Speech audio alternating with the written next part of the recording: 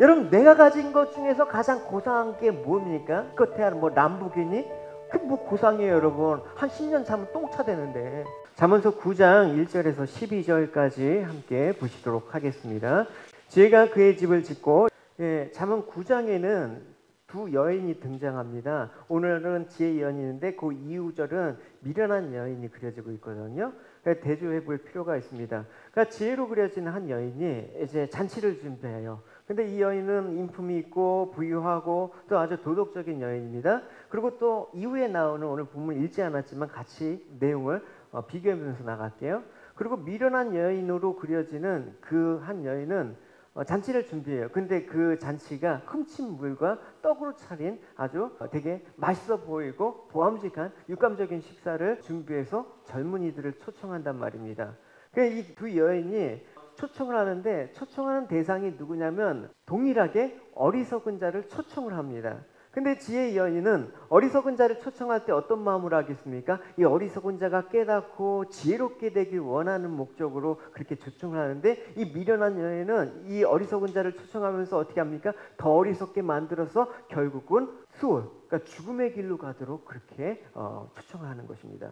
그러니까 이게 어리석으면 어리석음으로 끝나는 게 아니라, 우린 다 어리석잖아요. 어리석은데 누구의 초청을 듣느냐에 따라서 생명이냐 죽음이냐 이렇게 귀결된다라는 사실을 우리가 오늘 본문에서 잊으시면 안 되는 것입니다. 먼저 1절을 보면 지혜가 그의 집을 짓고 7 기둥을 다듬고라고 말씀을 하고 있습니다.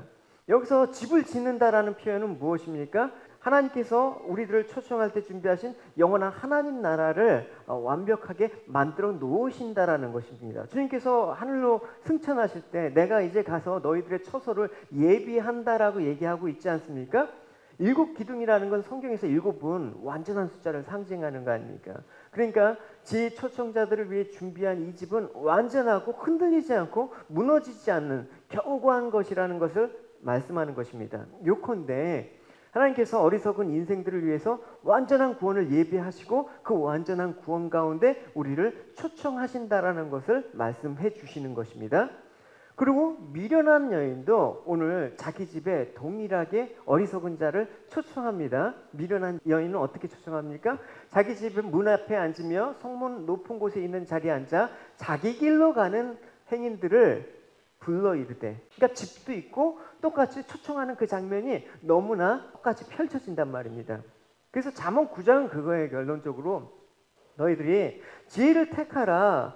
근데 지혜를 택하는데 너희들 과연 그 지혜를 택할 것이냐? 아니면 미련한 여인의 그 초청을 들을 것이냐? 너희들이 선택해라. 너희들이 생명의 길로 갈 것이냐? 죽음의 길로 갈 것인가? 선택하라. 그럼 우리는 어떻게 해야 됩니까? 어떤 선택을 해야 됩니까? 당연히 생명의 선택을 해야죠. 당연히 지혜 있는 여인의 초청을 들어야죠. 그런데 그렇지 않다라는 게 오늘 본문의 내용입니다. 여러분, 일단 잔치에 초청한다 그러면 뭐가 준비되어 있습니까? 잔치는 음식이 준비되어 있잖아요. 그러면 그 음식이 어떤 건가 좀 살펴보도록 하겠습니다. 2절에서 이 지혜로운 여인은 짐승을 잡고 포도주를 혼합하고 상을 갖췄다라는 말씀이 나옵니다. 그러니까 지혜가 초청하는 그 잔치 음식이 뭐다? 포도주와 짐승이라는 것입니다.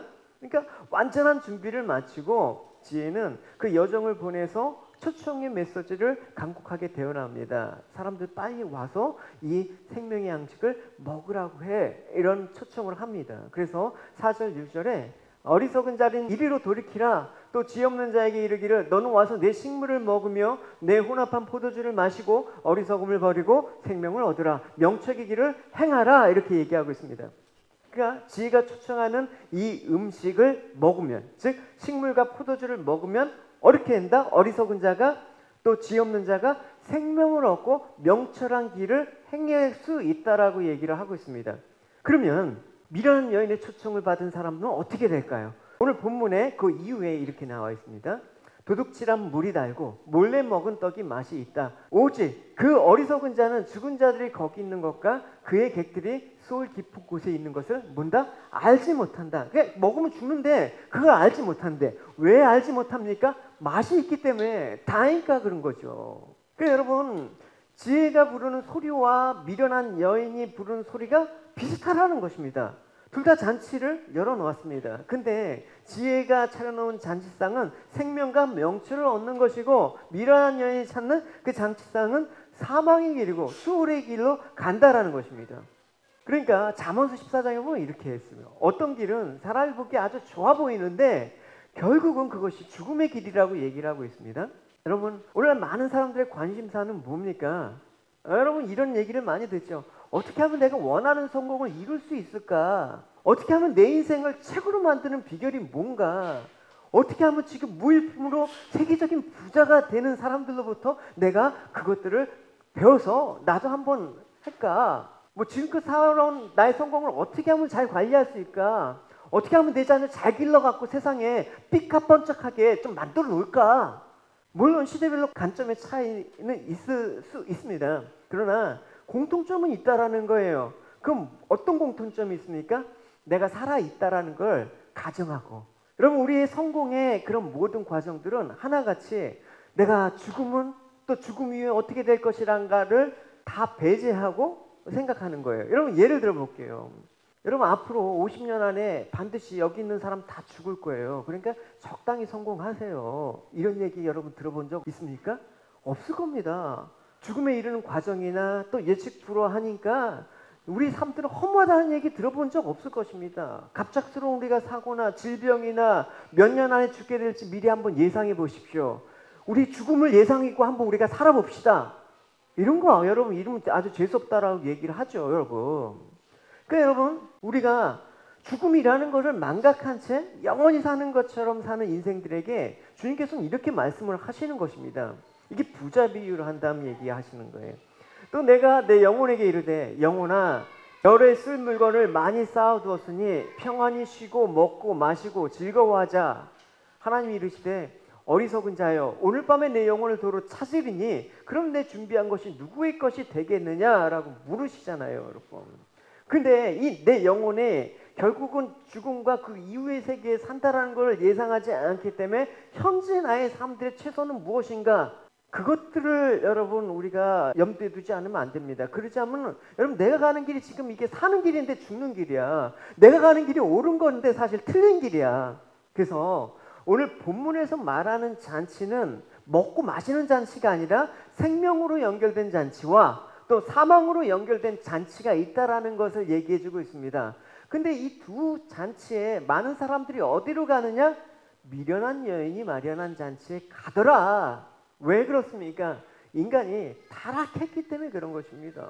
여러분, 타락한 인간이 갖고 있는 육체의 소욕과 이런 걸 보십시오. 세상에 악한 것들이 있대요. 그것은 우리 육신을 즐겁게 해주는 것, 또 우리 눈을 즐겁게 해주는 것, 또 우리의 삶에 대해서 자랑하는 것, 이런 것들은 아버지께로 나온 것이 아니라 세상으로부터 나온 것인데 우리는 이것을 찾아서 산다라는 것입니다. 미련한 여인이 마련한 이 육신적인 것들에 대해서 우리는 관심이 있다라는 것을 알 수가 있는 것입니다. 여러분, 이런 미련한 여인이 그래서 도둑질한 물이 달고 몰래 먹는 떡이 맛있다 이렇게 유혹을 합니다. 이게 매력이 있단 말입니다. 달콤하고 짜릿한 유혹에 넘어가지 않는 인간이 어디 있습니까? 그러니까 모든 인생은 다 멸망의 길로 달려가는 어리석은 자다라고 성경은 얘기하고 있습니다. 그런데 누가 이런 미련한 여인의 초청에 응하지 않고 지혜로운 여인의 마련한 생명의 잔치에 갈 수 있는 사람이 누굴까? 그래서 예수님께서 이 얘기를 가지고 어떤 말씀을 하시냐면 마태복음 22장에 보면 천국 혼인잔치에 대한 비유를 하시고 계세요. 일단 그 부분을 한번 읽어보시면 이렇습니다. 천국은 마치 자기 아들을 위하여 혼인잔치를 베푼 어떤 임금과 같으니 그 종들을 보내어 그 청한 사람들을 혼인잔치에 오라 하였으니 오기를 싫어하거든. 다시 다른 종들을 보내어 청한 사람에게 이르기를 내가 오찬을 준비하되 나의 소와 살찐 짐승을 잡고 모든 것을 갖추었으니 혼인잔치에 오소서 하라 하였더니 그들이 돌아보지 않고 한 사람은 자기 밭으로 한 사람은 자기 사업하러 가고 그 남은 자들은 종을 잡아 모욕하고 죽였다. 그러니까 혼인잔치는 여기서 뭘 말하느냐면 단 한 번 잔치예요. 세상의 종말을 의미하는 것입니다. 그래서 그 혼인잔치에 참석한다라는 것은 아들을 위하는 그 왕의 마음을 안다라는 것입니다. 왕이 이 잔치를 왜 마련했는지, 우리를 왜 초청했는지 그 마음을 아는 자, 그게 구원받은 자 아닙니까?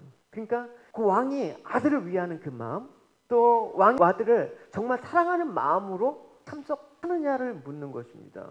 근데 이 초청하는 사람들이 여러 가지 핑계로 참석하길 거부해요. 오라, 오라, 방황치 말고 오라. 그러면 여러 가지 핑계가 생겨.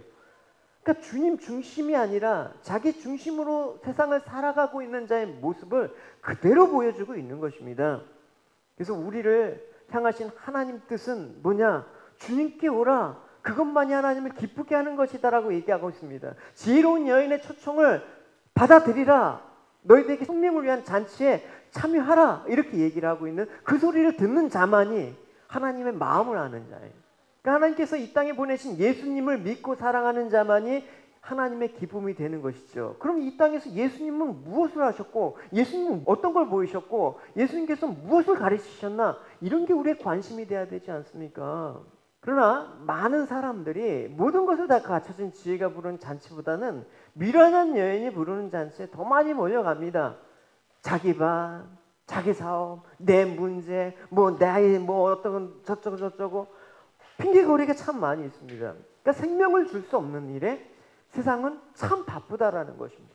그러니까 값없이 생명의 잔치 오라고 청하는 자들을 오히려 모독하고 죽입니다. 예수가 밥 먹여주냐?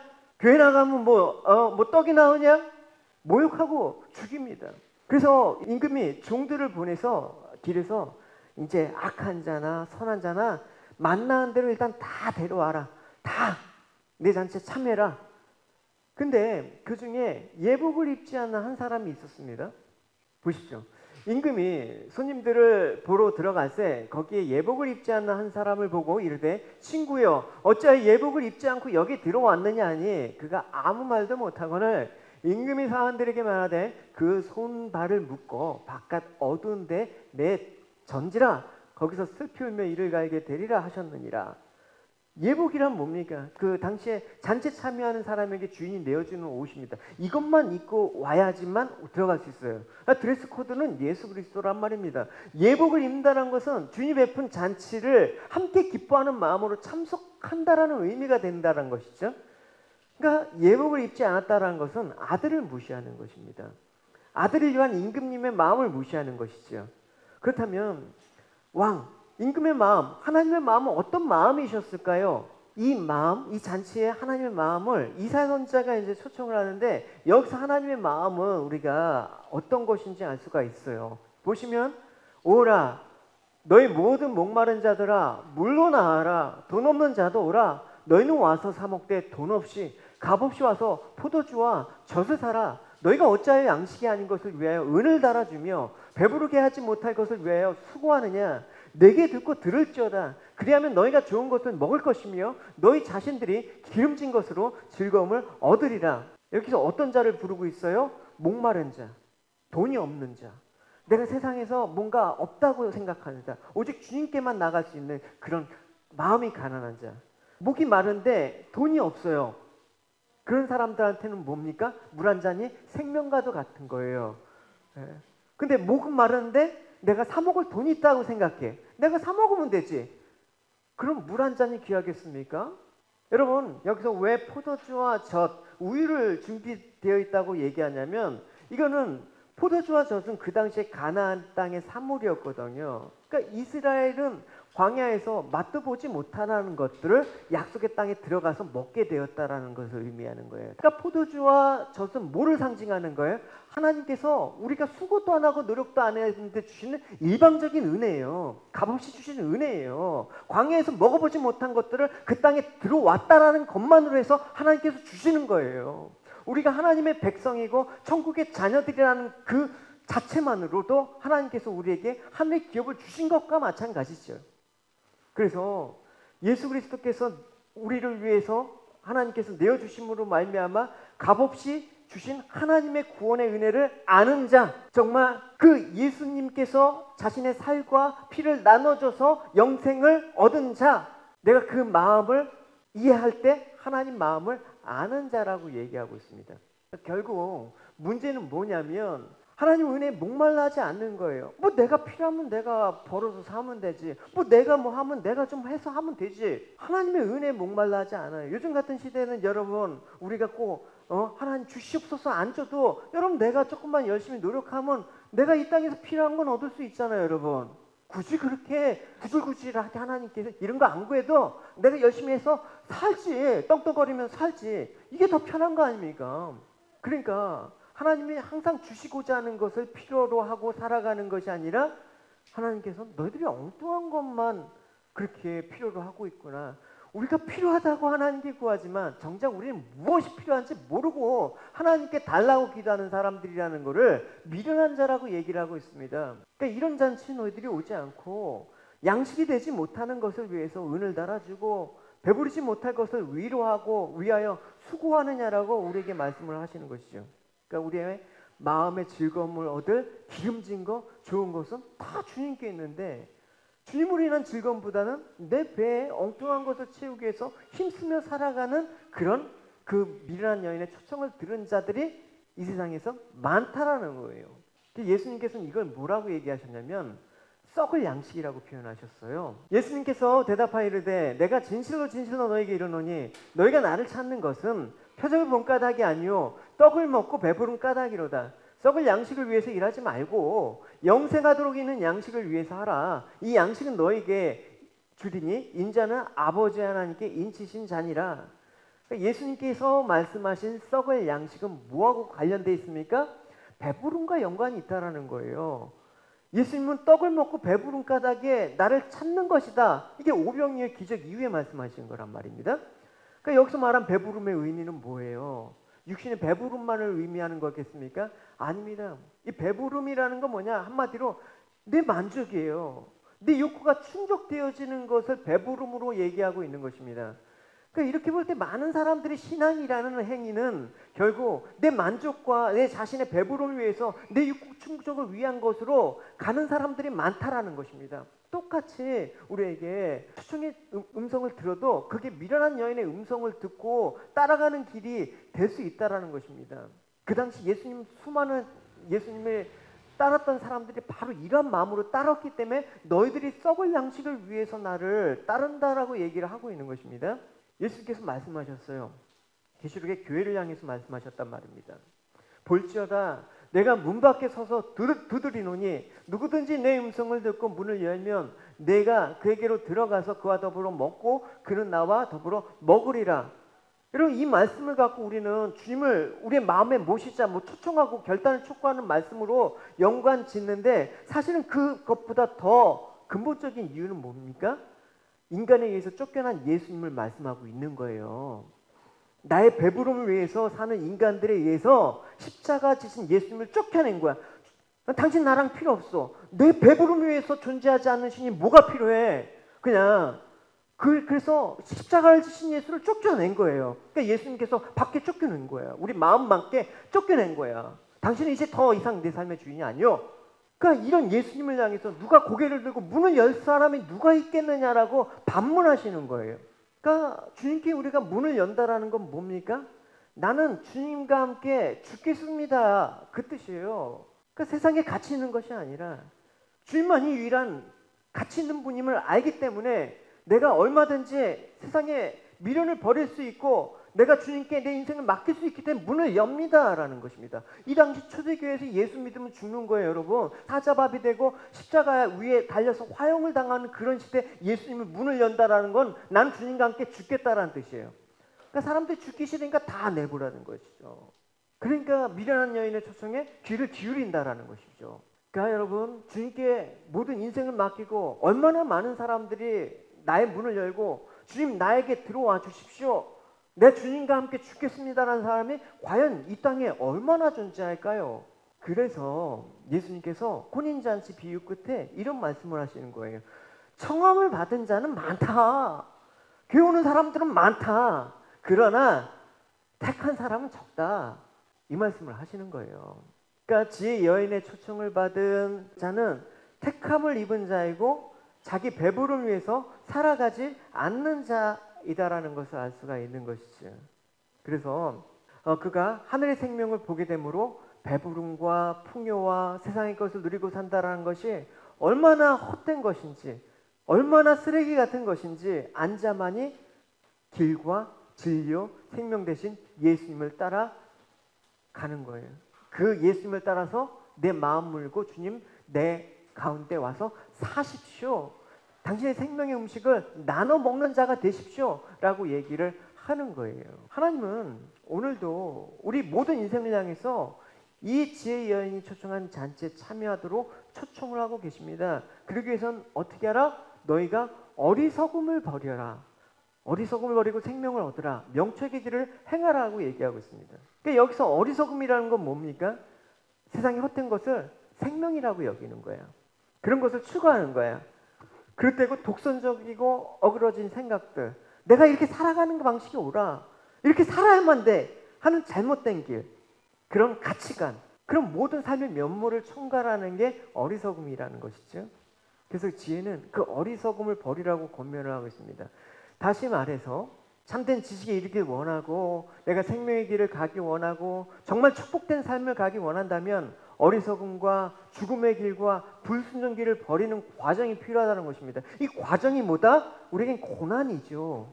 우리에게 시험이죠, 여러분. 그래서 모든 헛된 것들과 그릇된 것들을 버리고 집착하는 삶을 돌이킬 때 비로소 하나님의 거룩한 지혜 안으로 들어가게 된다. 그 안에서 참된 생명을 얻을 수 있게 된다라고 말하는 것이 잠언서 9장입니다.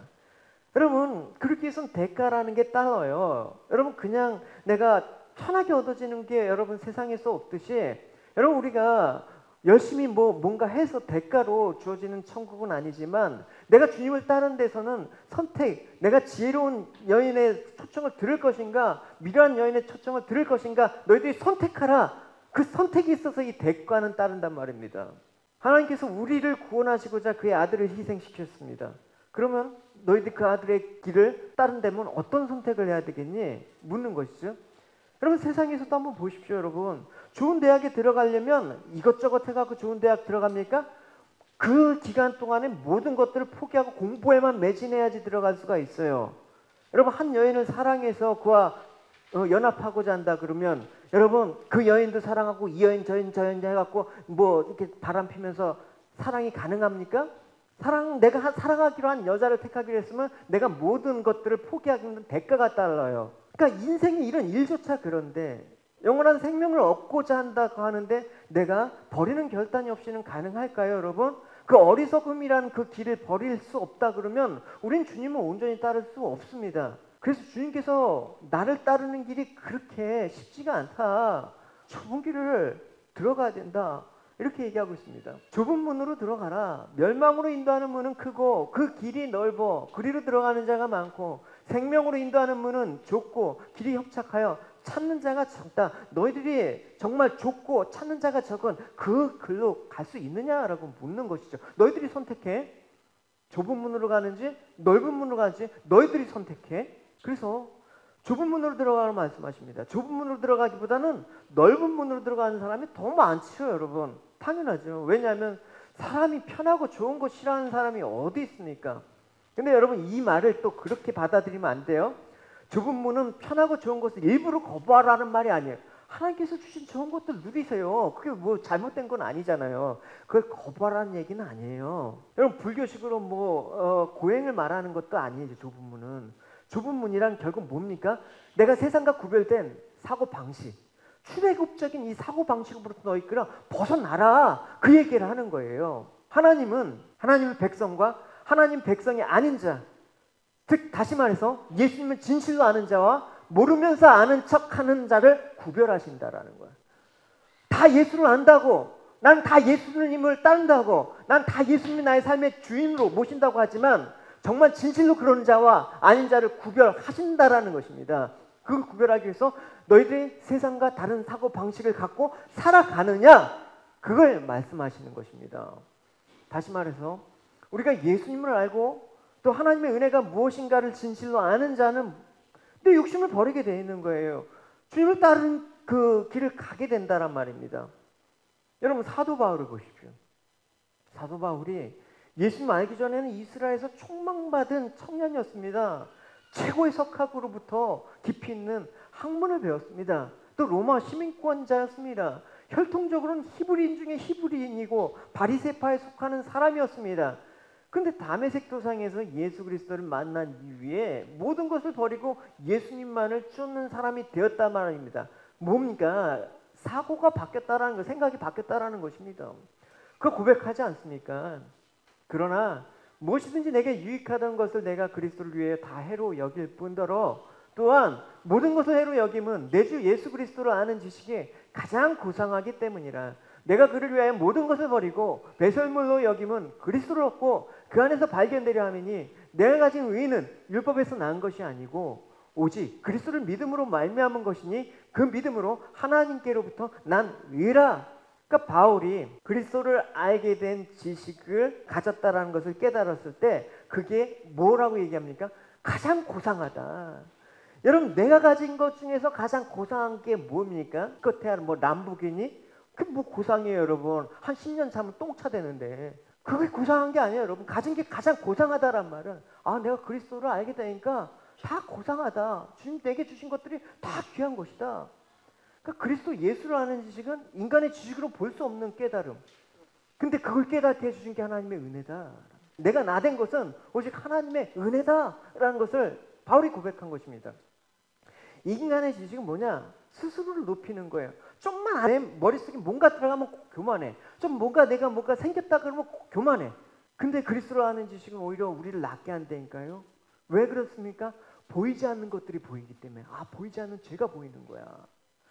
그러니까 가치 있게 보이는 것들이 해롭게 여겨지는 거야. 배설물로 여기는 거예요. 그래서 하나님의 말씀은 우리에게 어떤 말씀이냐? 지혜로운 여인의 말씀은 뭡니까? 이거 먹으면 아주 달고 맛있다? 너희들 성공하고 출세할 수 있다? 그런 게 아니죠. 교훈하고 책망하는 말씀이에요. 우리를 찔르게 한단 말입니다. 여러분, 하나님의 말씀을, 이런 하나님의 교훈과 책망의 말씀을 내가 달게 여긴다. 아, 하나님의 말씀은 꿀송이처럼 달게 여기는 그런, 달게 여긴다. 그건 인간의 힘으로는 불가능하단 말입니다. 누가 내 싫어, 누가 나한테 책망하고 훈계하는데 누가 좋아하겠습니까? 하나님 은혜 외에는 설명이 될 수가 없는 것입니다. 그러니까 은혜를 받은 자들의 특징은 뭡니까? 책망하는 자를 사랑하는 것입니다. 아, 목사가 뭐라고 해도 아, 목사님 나를 위해서 그렇게 책망을 하시구나 받아들이는 거예요. 근데 은혜가 없으면 그게 힘들다라는 거예요. 8절 9절의 말씀이에요, 그게. 그래서 거만한 자를 책망하지 말라. 그가 너를 미워할까 두려우니라. 지혜 있는 자를 책망하라. 그가 너를 사랑하라. 지혜 있는 자들에게 교훈을 더하라. 그가 더욱 지혜로워질 것이고 은혜로운 사람을 가르치라. 그의 학식이 더하리라라고 얘기했습니다. 세상에는 여러분 두 종류의 사람이 있어요. 다 미련하고 어리석은데 지혜의 훈계와 책망을 달게 받은 자, 그걸 거절하는 사람. 그러니까 지혜와 지혜의 책망과 훈계를 거절하는 자는 미련한 여인의 잔치에 참여하는 자예요. 예수 믿고 복 받자, 예수 믿고 자녀 잘 되고 뭐 사업 잘 되고 부자 됩시다, 이런 데 더 끌리는 것이죠. 이런 미련한 여인에 참여하는 자들이 바로 지혜와 책망을 달게 받지 않는 자다라는 것입니다. 그래서 지혜의 책망과 훈계를 달게 받는 자는 지혜의 초청에 응답하게 되어 있습니다. 그것이 뭐라고 얘기하고 있습니까? 오늘 본문에 그것이 하나님을 경외하는 자다라고 얘기를 하고 있죠. 10절에 하나님을 경외하는 것이 바로 지혜의 근본이고 거룩한 자를 아는 것이 명철이다. 이 말씀을 예수님이 부연 설명하신 그런 부분으로 한번 연결해 봅시다. 바로 이런 거라고 할 수가 있습니다. 하나님을 경외한다라는 것은 뭘까? 그걸 집을 짓는 거예요. 여러분 1절의 지혜가 7기둥으로 집을 지었다라고 얘기하고 있죠. 하나님을 경외하는 자는 집을 짓는 거예요. 성전을 짓는 거예요. 마태복음에 7장 이제 산산수훈 끝에 이 비유를 하신 거예요. 결국은 그러므로 누구든지 나의 이 말을 듣고 행하는 자는 그 집을 반석 위에 지은 지혜로운 사람 같으니 비가 내리고 창수가 나고 바람이 불어 그 집에 부딪히되 무너지지 아니하나니 이는 주초를 반석 위에 놓은 까닭이다. 이게 지혜로운 여인의 초청을 들은 자의 모습이다. 이게 여호와의 경외하는 사람의 모습이다. 그럼 반대로 미련한 여인의 초청을 받은 사람들의 모습은 어떠냐? 한번 보십시오. 주님께서 또 이 뒤를 붙여서 얘기하셨죠. 나 이 말을 듣고 행하는 아니하는 자는 그 집을 모래 위에 지은 어리석은 사람 같으니 비가 내리고 창수가 나고 바람이 불어 그 집이 부딪힘에 무너져 그 무너짐이 심하니라. 결국 여러분 지혜로움과 어리석음의 차이는 무엇입니까? 내가 이 땅에서 열심히 살고 안 살고 그런 차이가 아니라 똑같이 다 집은 지어요. 근데 어디에다 짓느냐에 따라서 다른 거란 말입니다. 한쪽은 반석 위에 짓고 한쪽은 모래 위에 지었다는 것입니다. 근데 언제 표가 납니까? 홍수가 나서 바람이 불 때 무너진가 무너지지 아니함의 차이를 발견할 수가 있는 것입니다. 따라서 중요한 것은 너희가 반석 위에 예수 그리스도 위에 너희 집을 져라. 지혜 여인의 초청한 잔치에 참여해서 그의 음식을 먹어라. 그래서 이 반석 위에 집을 지은 사람들은 지혜가 부른 잔치에 들어가서 예수님의 살과 피를 먹고 마시는 것입니다. 그래서 영원한 생명을 얻은 자라고 이렇게 얘기하고 있습니다. 그럼 말씀대로 살아간다는 사람은 반드시 그 반석 위에 집을 짓고, 그렇지 않은 사람은 모래 위에 집을 지은 사람과 같은 것입니다. 여러분 오해하지 마십시오. 예수님께서는 기초를 중요하시기 때문에 뭐 겉모양은 중요하지 않는다. 여러분 우리의 겉모양 되게 중요합니다. 여러분 뿐만이 아니라 기초 위에 세워진 집 전체를 보시는 거예요. 그래서 우리가 반드시 예수 믿었다 그러면 어떻게? 이제 우리의 신앙의 삶의 열매들을 고상하고 가치 있는 걸로 갖고 가야 되는 거예요. 그래서 1절은 이렇게 말한 기둥 얘기를 하죠. 지혜가 그의 집을 짓고 7 기둥을 다듬고. 그러니까 우리가 오해하기 쉬운 것은 항상 그리스도의 반석 위에 튼튼하고 좋은 집으로 세우셔야 된다는 것입니다. 그러기 위해서는 여러분 날마다 말씀으로 좀 가꾸셔야 되지 않습니까? 좀 성경 읽는 시간도 여러분 가지시고, 여러분 또 집에서 같이 기도도 하시고, 또 교회 모임대도 나오시고, 같이 내 삶에 어떤 문제들이나 있으면 믿음의 지체들이랑 좀 나와서 좀 내 삶들을 다듬어가는 그런 과정들을 필요한 것입니다. 계속해서 예수님 말씀을 이제 기초 위에 세웠다 그러면 무너지지 않는 참된 그런 가치를 위해서 너희들의 삶들을 다져가라, 그렇게 얘기하신 것입니다. 그렇지 않으면 무너져 버린다. 어쨌든 여러분 누구를 택하시냐? 지혜로운 여인입니까? 미련한 여인입니까? 지혜의 여인이 마련한, 즉 예수 그리스도께서 마련한 생명의 떡을 드시겠습니까? 미련한 여인이 준비한 음식, 몰래 먹은 떡, 죽음의 떡을 드시겠습니까? 여러분 선택하십시오. 주님께서는 말씀하셨죠. 그래서 주님께서 오늘도 여러분에게 말씀하십니다. 너희는 여호와를 만날 만한 때를 찾으라. 가까이 계실 때 그를 부르라. 악인은 그의 길을, 불의한 자는 그의 생각을 버리고 여호와께 돌아오라. 그리하면 그가 긍휼히 여기시리라. 우리 하나님께로 돌아오라. 그가 너그럽게 용서하리라. 이게 지혜로운 사람이다라는 것입니다. 그래서 하나님은 우리의 구원을 위해서 우리에게 만날 만한 때, 가까이 할 수 있는 때를 마련하신다라는 것입니다. 그러니까 그때가 주어질 때 우리가 하나님을 찾고 부르라는 것입니다. 그때가 바로 지금 지혜이신 예수 그리스도의 말씀이 우리 마음 가운데 들릴 때입니다. 그래서 그 사람은 자기의 길과 자기의 생각을 버리고 결국 예수님의 길을 가게 되고 예수님의 생각으로 살아가게 되는 것입니다. 이런 사람이 바로 지혜 여인의 초청에 하나님께 돌아온 자이고 하나님을 경외하는 자입니다. 우리가 예배당에 나와서 예배 드리는 것이 하나님께 나오고 하나님을 만나는 건 아니에요. 예배를 드려도 자기 길과 자기 생각을 버리고 주님이 가신 길을 따라가고 주님이 사셨던 그 사고방식으로 살아가길 원하는 그 마음으로 예배를 드릴 때 그는 이미 하나님께 나온 자인 것입니다. 이것을 뭐라고 합니까? 산제사라고 부르는 것입니다. 우리가 완전하고 영원한 우리의 거처를 준비되어 있기 때문에 완전한 집이 준비되어 있으면 이 땅에 유한한 것, 육신의 것에 집착하면서 거기에 매여서 울며 웃으며 거기에 인생을 바치는 게 얼마나 어리석은 것인지 무지한 것인지 우리는 알아야 됩니다. 그러니까 성도들이라면, 여러분 지혜의 여인의 초청을 받은 자이라면 영원하고 완전하신 하나님 나라를 소망하며 그곳에 마음을 두고 그것을 뭐라고 합니까? 보물을 쌓은 삶이라고 얘기하고 있습니다. 같이 우리 읽어보도록 하겠습니다. 시작. 오직 너희를 위하여 보물을 하늘에 쌓아두라. 거기는 좀이나 동력이 해하지 못하며 도둑이 구멍을 뚫지도 못하고 도둑질도 못하느니라. 내 보물이 있는 그곳에 내 마음이 있느니라. 여러분 이 세상은 유한합니다. 영원히 거할 거처가 될 수가 없습니다. 한번 세상에 왔으면 반드시 떠나야 되는 것, 죽는 것이 우리 운명입니다. 빈손으로 와서 빈손으로 돌아가는 것이 우리 인생입니다. And once you hear leaving this world with an empty hand is the way to God. 여러분 근데 많이 가졌다고 한없이 기뻐하시겠습니까? 가지지 못했다고 실패했다고 한없이 좌절하고 낭망하시겠습니까? So when you leave with an empty hand, would you be complaining?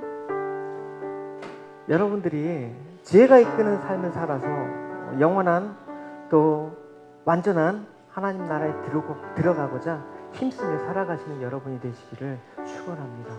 I want you to live your lives where you put your effort into entering the kingdom of God. 우리 같이 함께 말씀을 생각하시면서 우리 함께 기도하셨으면 좋겠습니다. 지으신 예수 그리스도께서 준비하신 그 천국 잔치를 하나님 저희들 부름받아 아버지 우리가 주님 앞에 우리 인생을 올바로 그 선택을 할 수 있도록 도와주십시오. 그 지혜 중에 들을 수 있는 귀를 열어주십시오. 영안의 눈을 열어주십시오. 우리 같이 함께 말씀 생각하면서 우리 함께 통성으로 기도하시도록 하겠습니다. 기도하시겠습니다. 주님 감사합니다. 하나님 아버지 우리